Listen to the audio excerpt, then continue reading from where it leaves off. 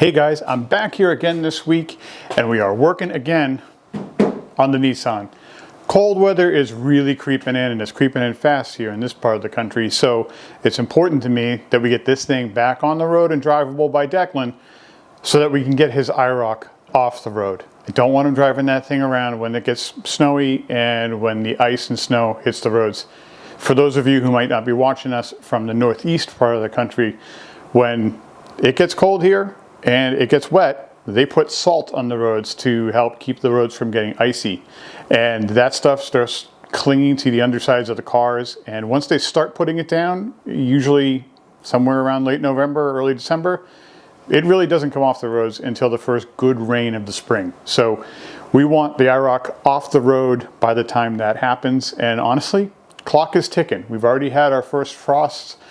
So once we start getting freezing nights timed up with rain, the salt starts to hit the roads and we need it off.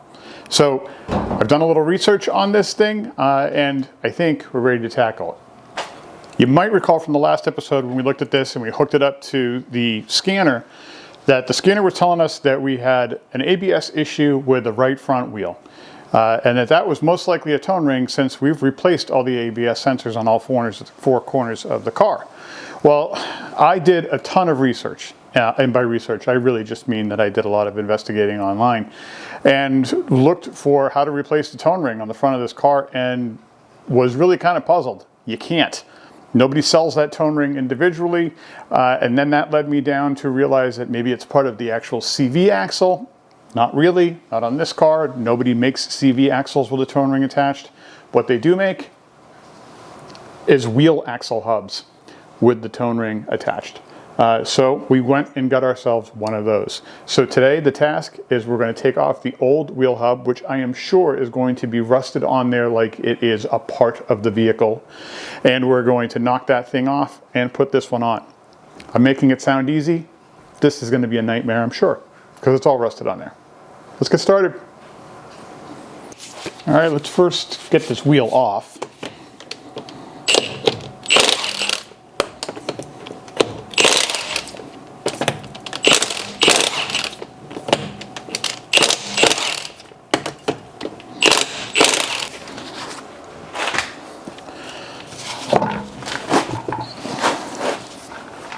This is already feeling a little Groundhog Day. All right. These struts probably need to get replaced. Ugh. All right, not today though. All right, so now we're going to need a couple of big boy bolt removers here to get these calipers off. A zip tie to knock this up out of the way. And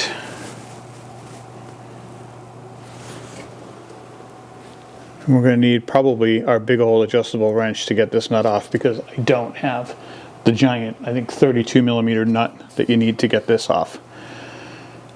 Okay, let me get those. You guys know that when it comes to my own cars, the Chevelle, the IROC, whatever other piece of junk we're working on, I barely know what I'm doing, and I'm teaching myself a lot as I go along. The newer cars, it's even worse. I really don't know what's going on. Because as soon as you introduce more electronics and more parts, I get even more fuzzy. So I do what a lot of you guys do. I take to the internet and I try to figure out what's going on, and I look up YouTubes to find out, how do you do this job? It's exactly what I did to figure out how to do this.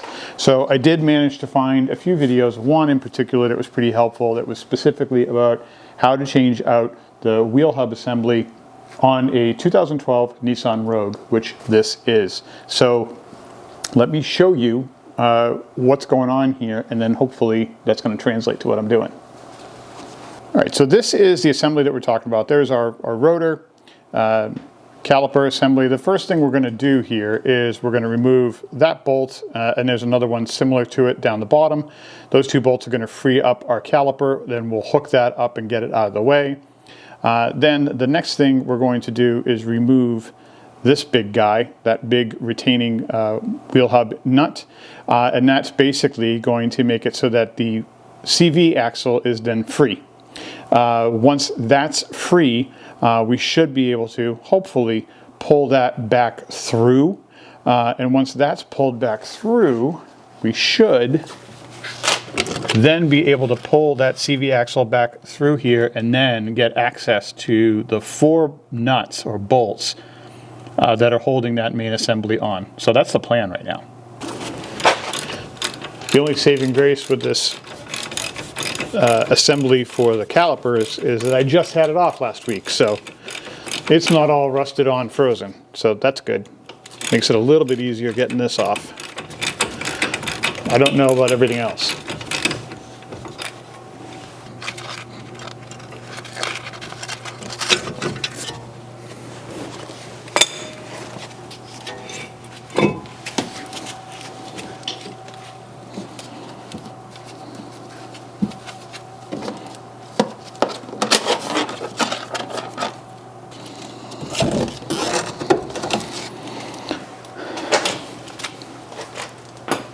All right, step 1 of caliper out of the way.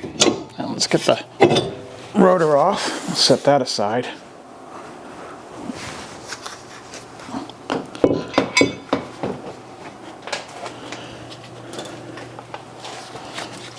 We'll get this cotter pin off.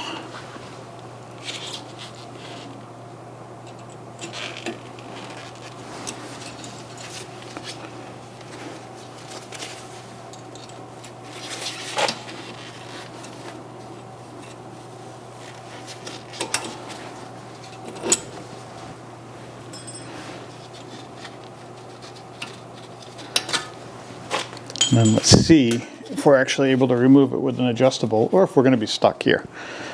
Because like I said, I don't think I have a socket big enough to play with this guy.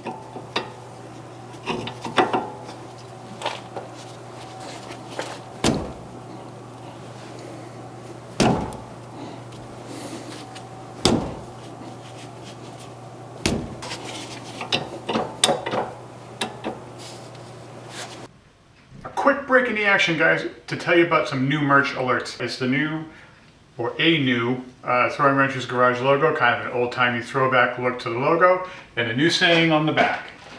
Not sure what I did, but it works now. The rallying cry and slogan of all middling, no good home mechanics. So you can go onto the line now, onto the site, and pick up these shirts. These are in the Gildan heavyweight tees. They're a good shirt. They don't shrink a lot, they wear well. I really like them. They're one of my favorites in general. So head onto the site and pick one of those up and keep your eyeballs hooked out and looking on the site, because we are going to be releasing new hoodies and some new t-shirt designs coming up here in the next couple months. So, or next couple weeks actually. So keep your eyes out for those new merch alerts and take a look. Maybe it's something for Christmas. Who knows? All right. Thanks guys, back to the action. Well, wasn't that a fun little diversion? No, it wasn't. As it turns out, this was not doing the trick. Not with a cheater bar, not with a hammer. It was not going to be able to get off this spindle nut or hub nut. I'm not sure what the actual correct term is. Doesn't matter, because it wasn't working. So I had to go out to Harbor Freight and get this. This is a front wheel drive axle lock nut socket set. Do I really need this long term? Probably not. But fortunately Harbor Freight had them on sale. And it should get me out of this jam, I hope. So let's see if we got enough torque in this bad boy to make it happen.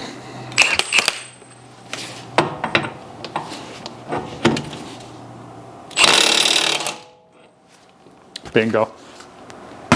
Kind of anticlimactic actually, but in a good way. All right, so that is now off.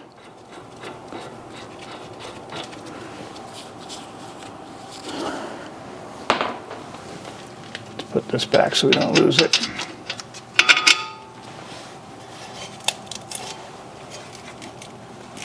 Loose.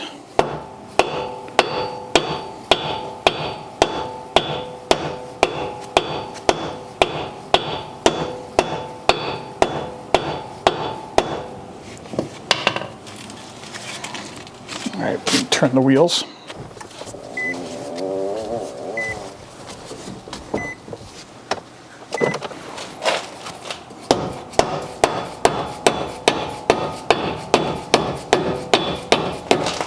I'm going to see if I can get you on board to show you what's going on behind here, but it's a tight spot, so no promises. Back in here, you can see those 2 bolts at the top. There's 2 more at the bottom that you're kind of not really being able to see there. I've got to get those bad boys off. So we needed to get that CV joint out a little bit, push back away so that we can get those off. So that's the next point.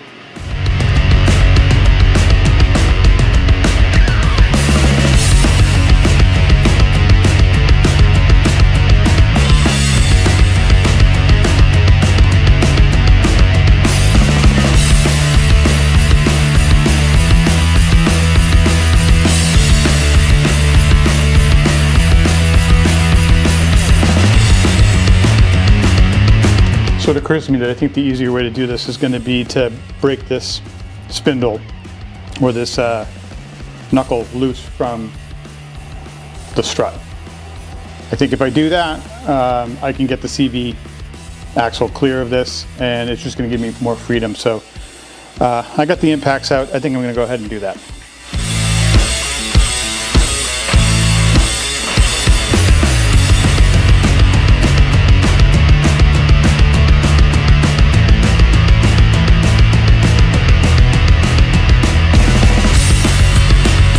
All right, pry this bad boy off of there.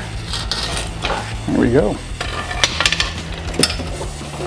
All right, we should have much freer access now, and we'll just take this ABS sensor off here.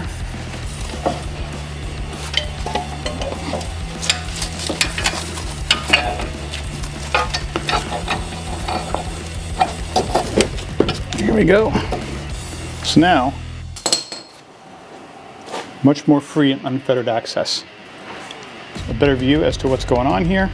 So you can see our joints off. We're going to clean that up a little bit.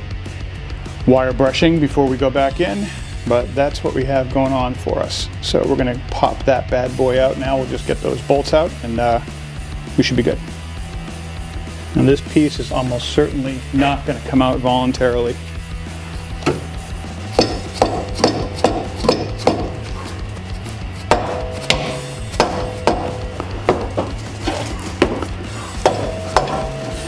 And we're going to need something more significant, metal on metal, to shock this.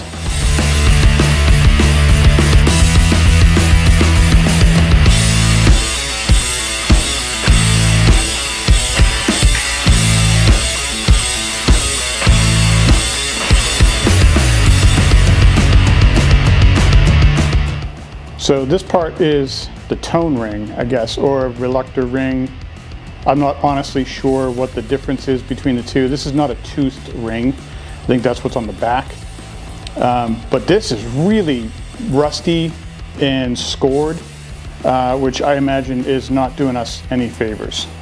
So I'm gonna prop the camera up here. All right, so what we're looking at here is this interior part. That's what the sensor is sort of riding along and seeing, the inside piece.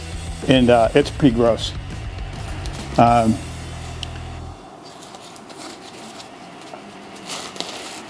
See, as I turn the hub, you can see the piece that's turning. That's what we're looking at, not this piece. All right, so compared to the new piece, this is pretty rough. So now what we're going to do is just get a wire wheel out, and we're just going to clean everything up that remains on this assembly. So now we'll use a wire wheel, and we'll clean all this up. Every place, at least where we have a mating surface, will get cleaned up, and then we'll put this back on and be in business. I hope.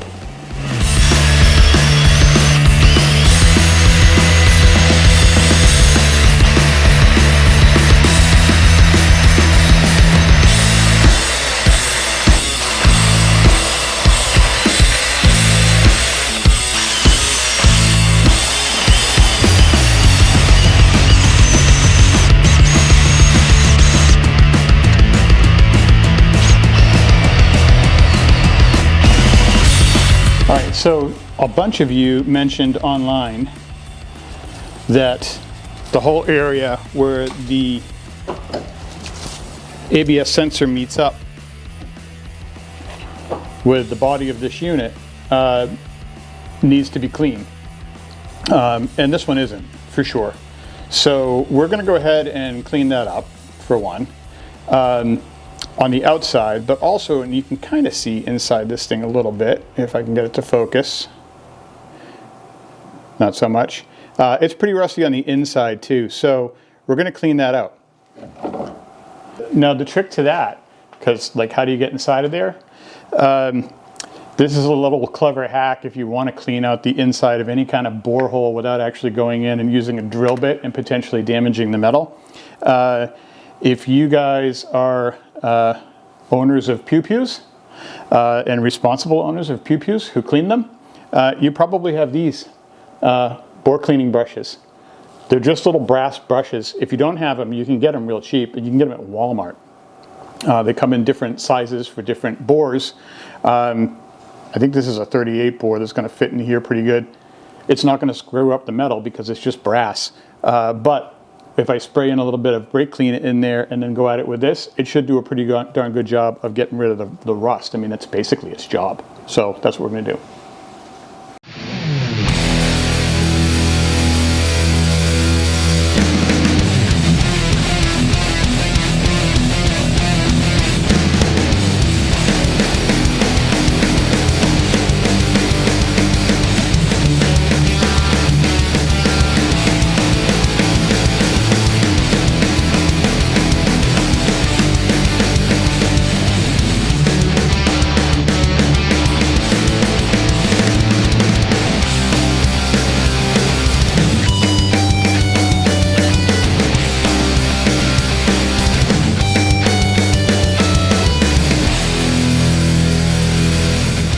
All right, now I think we're ready for the install.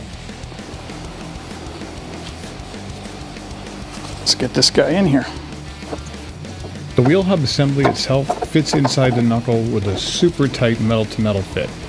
So I had to really just kind of press it in place and get it as fitted as I possibly could to start.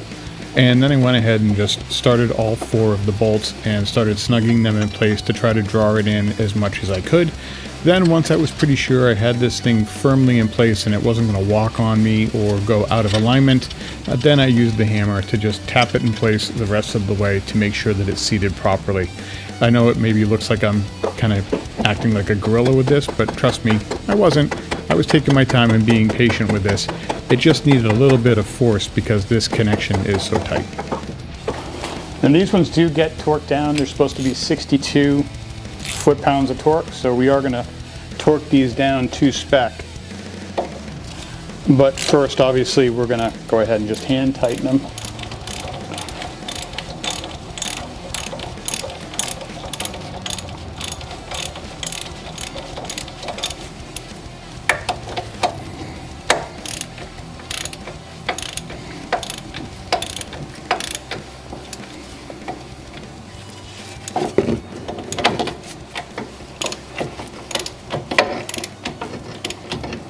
And I just want to snug them up, and I'm kind of trying to go in a star pattern as much as you can when there's only 4, just to try to get this to evenly seat.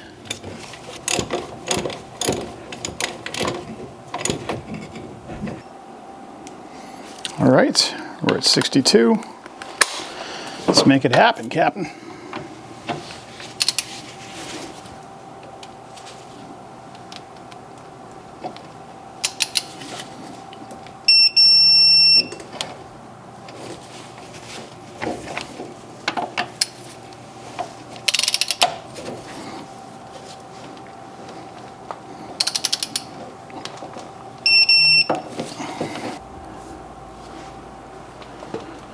Now we're just going to put a little bit of grease on the inside splines here.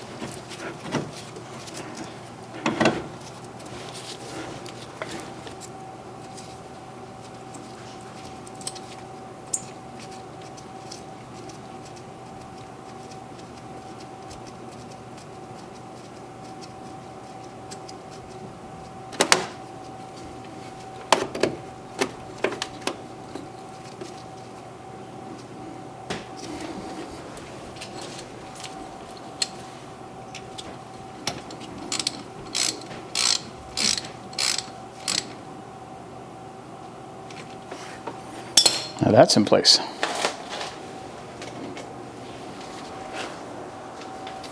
So this nut gets a monster torque setting. This is 136 foot-pounds.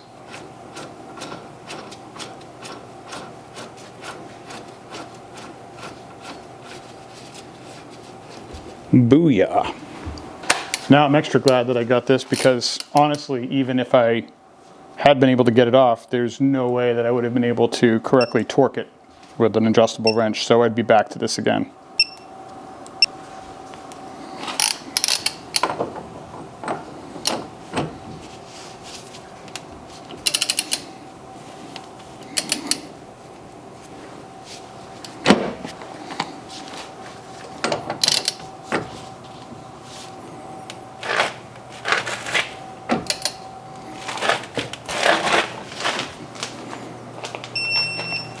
So you're never supposed to reuse cotter pins.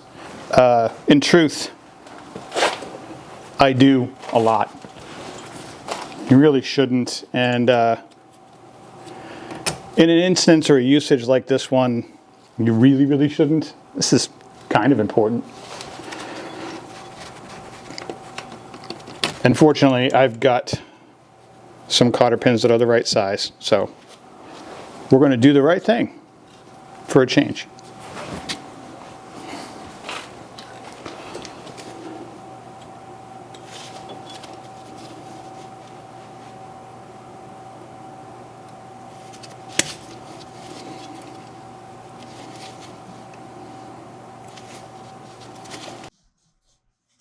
So there we are, set all back together. I think all in all, once I had the actual parts in hand, the tools to be able to do this, job's probably 90 minutes, I think, from beginning to end. So not too bad. All we had to do was remove the caliper and hang it, then remove the rotor, then take off the cotter pin, the wheel axle nut, remove that. We did, tighten these back up. We did take the spindle off of the strut assembly, because that made it a heck of a lot easier to take the CV axle off and gain access to the hub. If I were doing this again, I would do that first thing, really quick. Not even bother to try it any other way. That gave us access to the bolts behind. Impact wrench is, I would say, a must on this because everything's torqued down so tight. Unless you're Hercules, you want to use an impact, especially if you're anywhere where rust is prevalent. But ultimately pretty easy. Now we're going to button this thing up and clear the codes, take it for a test drive, and see if this was all for naught. It works. So I didn't take you guys along for the ride because it's 0 dark 100 hour here now. It's after 5 and it gets dark here after 5 now. Actually, it gets dark here after 4 now. So it's not enough light for the cameras to work and for you to see anything. And it wasn't exactly thrilling either. But we got the car started up, cleared all the codes, drove it down the road and back. Good free 4 or 5 mile drive down and back. No codes, no lights flashing. So a big thank you to the guys from X-Tool, because honestly, without this A30M tool, I would never have been able to narrow this problem down to just the right front wheel. But narrowing it down to the right front wheel helped me do the research to figure out what I needed to replace, and I was able to replace just that thing. Now that wheel hub assembly only cost me about 73 bucks. Worth noting that depending upon where you look for it and depending upon what brand you want to buy, I found them anywhere between 35 bucks to 215. It's one of the biggest ranges of prices in a part that I've ever seen. I went with a Moog because it's a part that That's a company that I'm sort of familiar with and feel fairly comfortable with. And it was sort of in the middle of the price range, like 73 bucks. So I felt pretty good about going with that. It was also one of the brands that did say that there was a tone ring or a speed sensor ring on the assembly. So I felt safe with it. So that's set. Now it's time to move on to other things. So Declan is in no way, shape, or form looking forward to driving this car. And I don't blame him. But the reality is winter is coming and we're not going to be able to get around that. And we really don't want to drive the IROC during the winter because he does want to end up getting that car painted. And driving that through the winter is not working towards that goal. It's working further away from that goal. So we do want to make sure that this guy is ready to run for him for the winter. So we did manage to take care of the anti-lock brake issue by changing out the right front wheel hub assembly. We did get an inspection sticker on it, so that is now set. We just got a couple of other things to address. One of them is going to be headlights. These things are hazed, so we're going to try to treat those. I'll show you sort of my little trick of trying to get around those. The other thing is just simple general maintenance. We've got to drop the oil, and we've got to change the transmission fluid, because God only knows when that was ever done on this vehicle. And it's got 200K on it, so it might not have been done in a very long time, maybe ever. And these CVT transmissions, iffy to start with at best. So we're going to do those two things. We're also going to maybe see if we can't try to find where the exhaust leak is coming from in this thing. There is an exhaust leak. I can hear it. I can't see it. And I don't think it's under the car. I think it's in the engine compartment. So it might be manifold and it might be under the heat shield. So we're going to tackle that one probably last. Let's get the easy stuff done first. So let's go. Well, this is pretty gross. All kinds of munged up. Looks like rust there. It's interesting. Never seen a oil pan get that rusty. Weird.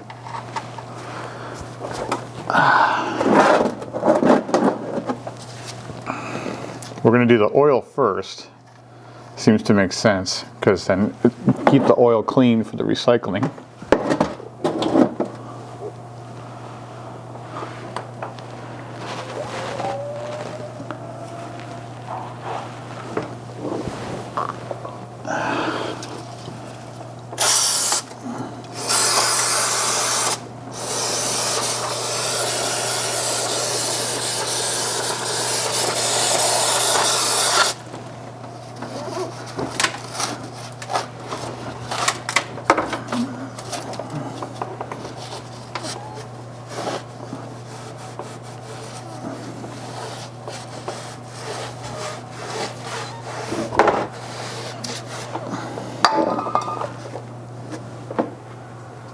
I don't even know if you guys are going to be able to see this.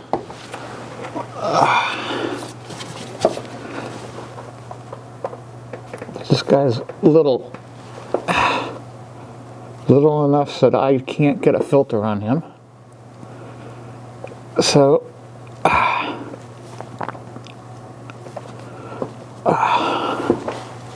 fortunately, I can get a hand on it and get it off.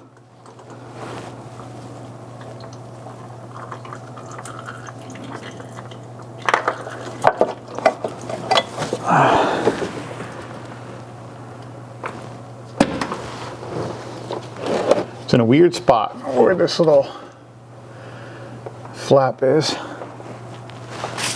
But let's get the new one and get her filled up while that drains. Now, it's harder with these sideways mount oil filters to fill them up because they'll just spill out, but I do still like to try to fill them in some oil and get some lube on the washer or the gasket.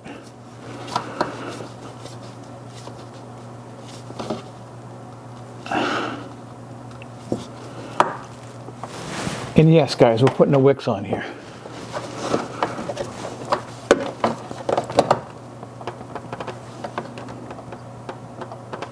So everybody can calm down.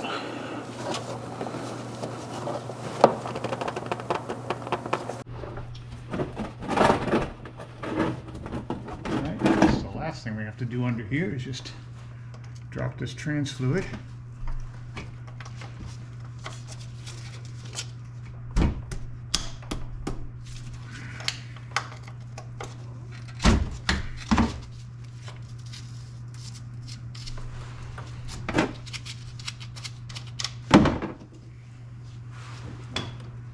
So everybody will tell you all you want to do is drop this trans fluid, not flush it. So that's all we're doing. We're going to drop this out, drain it, and then we're just going to cap this off and fill it back up. And hopefully it's going to get us to a good place. Because the transmission's been doing some weirdness, some sort of uneven shifting. But I'm hoping that it's just needing to be changed. Regular service. It does have 173, almost 174,000 miles on the car. And I have no service record of knowing when the last time this transmission had the fluid changed on it, so good safe assumption that it needed changing. Oil is dropped, oil is replaced, filter is replaced. The oil change side is done. On the transmission side, transmission fluid is out. Now, depending upon what sources you look at online, they say that transmission holds in this 2012 Rogue anywhere between like 8 and 9 quarts of the Nissan transmission fluid. Realistically though, what everybody will tell you online is that when you drain it out and do this change, you're probably going to end up dropping between 4 and 6 quarts. And that's it. The rest is going to be retained because we're not completely flushing that transmission and getting every nook and cranny emptied. We are just dropping what's readily available. So I just measured what came out of it by pouring it back into an empty container so I can go and recycle this stuff. And it looks like, by my guess, 5.5 quarts. I bought 6 quarts to put in, so we know we're going to be able to dump 5 quarts in it right away, and that's going to take it just fine. I'm going to hold off on putting that in until we drop this thing down. But before we do that, I do want to take a camera and see if I can look around in the nooks and crannies of this exhaust system and see if I can't find where that exhaust leak might be coming from, because I certainly can't feel it and I can't identify it by hearing it. So I'm hoping maybe I can get in there with my camera and possibly see something. All right, so come with me now as we film a journey here. We're going to try to take this camera in and see if we can't find anything suspicious in the exhaust. This was so much of a bust, I don't even have good footage to show you how bad of a bust it was. So I tried to get the camera inside the exhaust system to see if I could spot a crack or some sort of a hole, some sort of obvious flag of a leak. The problem is there's so much heat shielding to this exhaust system, like every scrap of the exhaust is heat shielded. And there's hardly any space between the heat shielding and the exhaust pipes themselves that I really couldn't even get the bore scope down between the shielding and the exhaust. I tried for a while. This is me struggling and flexing and making weird faces, just trying to get that tubing to flex in between and try to show me a picture, but to no avail. I could not make it work. And then I tried a while just trying to take the heat shielding off so that I could just view the exposed exhaust pipes. That didn't help me either. Didn't show me much of a story there, and it took more energy to get the exhaust pipes exposed than it was worth. So ultimately, I just decided that trying to find this exhaust leak wasn't important enough today to draw any more of my time. I decided to quit while I was ahead and move on.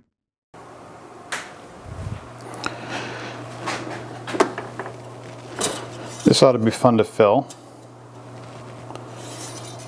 So this is our CVT fluid spot.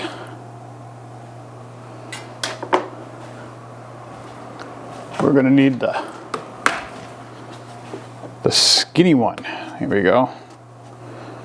That'll just fit.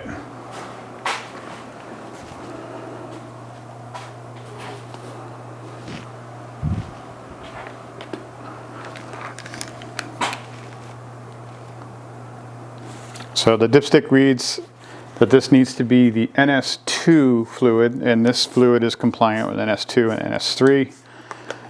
So we should be good. Ooh, it stinks. And this stuff is a beautiful, pretty, like clear green, which is not at all what came out of this thing. So this makes me feel pretty confident that this is going to help.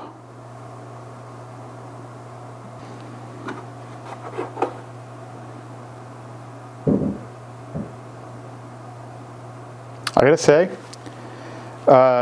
this is one of the more gross smelling new fluids I've ever come into contact with. This stuff is disgusting. I mean, I've smelled some pretty gross fluid, like when it's old. This is nasty, like right out of the bottle. Oof. Gross. I don't even know what to compare. It's like, ugh, this is gaggy. Like it's nasty. Oh God.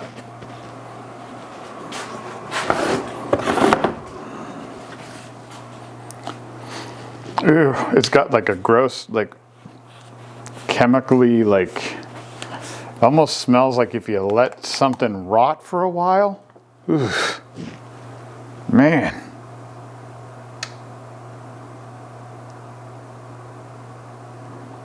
Like a science experiment.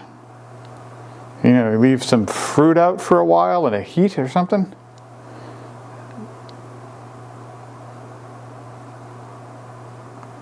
I think it actually smelled better when it came out of the bottom into the pan. You know, once it was cooked off for a while.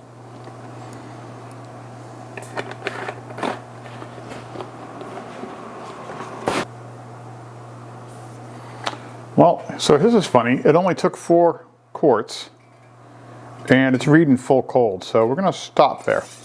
I'm going to stop at 4. Hold our horses, and we'll run it, and we'll see how that goes. All right, so you guys can see the typical glazed and hazed headlights, typical on older cars. Or older late model cars. So we need to get these cleaned up because right now they're just not throwing light. So you can buy the kits. We've bought the kits. We bought the kit for Declan's car. Declan used the kit on his fog lamps. I'm not going to buy another kit. I'm going to try something different this time, and let me show you what that is. Now the kit came with this wheel, this buffing pad, and personally I'm going for any kit that has an actual buffing wheel. Any sort of mechanical application of buffing, I think, is an advantage. I'm not a big fan of the stuff that's all just about chemicals. I don't trust it. So I think you got to wear the plastic off and buff it down to get it really cleaned out. So I go for the buffing wheel. So we're using this as the leftover piece from that kit. But for the compound, I'm going to try this stuff. And this is Sparkle. This is stuff that I have used in the past to polish plastic. I've used it to remove overspray from windows.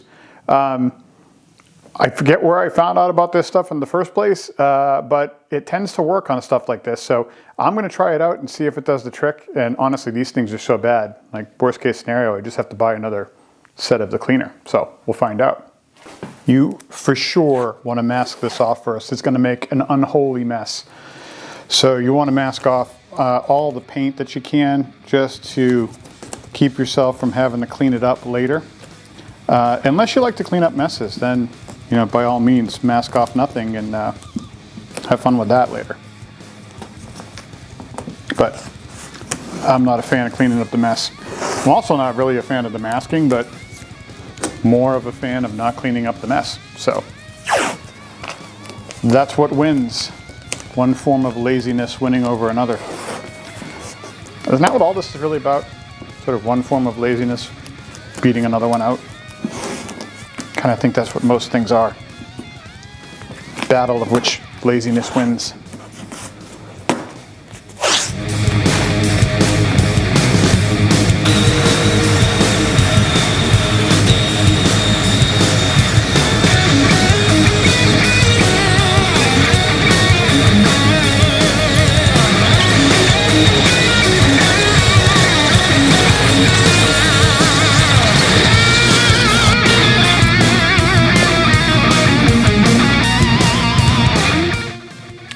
I'm gonna go ahead and give that a passing grade. That is pretty awesome.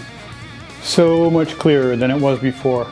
I got a couple of marks in there that I think maybe I went a little aggressive, maybe burned a little bit. That's my bad. I'm gonna be more careful on the other one, but that's bringing that right back to about where I would expect. So would I do this on a car that was a lot nicer? Maybe not. But on this one, yeah, I was happy to do this. No regrets. Well, that just about wraps us up on the work that I can get done on the Nissan, and it's not a minute too soon because as I film this little wrap up, we're forecast to get some snow or a real storm anyway, for the first time this winter, this week. So that means those salt trucks, they're going to be out salting those roads, and it means the IROC is coming off. So I can't blame Declan. He is not happy about changing over and driving the Nissan. It's got no character to it at all. He's not exactly psyched about driving it. He's kind of bummed out about it, and he's been trying to wring out every last bit of joy he can get out of the IROC. He's even put reindeer antlers on it for his last couple of days of bringing it to school to try to bring some Christmas spirit to it as well. But this is it. This is the way to protect the IROC, is to get that Nissan out there. And so hopefully you guys have enjoyed watching me work on the regular daily driver stuff, and maybe you even picked up a thing or two from driving that. Again, thanks to the guys from X-Tool for that A30M tool. Worked out great for us to figure out that we had to get that right hub replaced. Turns out to be not such a difficult job if you want to take it on yourself. We do still have to figure out where that exhaust leak comes from, but honestly, it's really not that bad. A lot of the noise went away once I sort of started to dig out some of the shields that are in there. So I think some of what we were hearing wasn't just a leak, it was resonation from all of those heat shields sort of rattling around in there. So who knows? We'll find it eventually, but honestly, it's not a panic job. We don't have to worry about it that much. So we'll find it someday, but it's still running, still going pretty strong right now, and it'll definitely get us through the winter. So until next time, guys, thanks for watching. Please like and subscribe if you will. And until next time, keep throwing wrenches.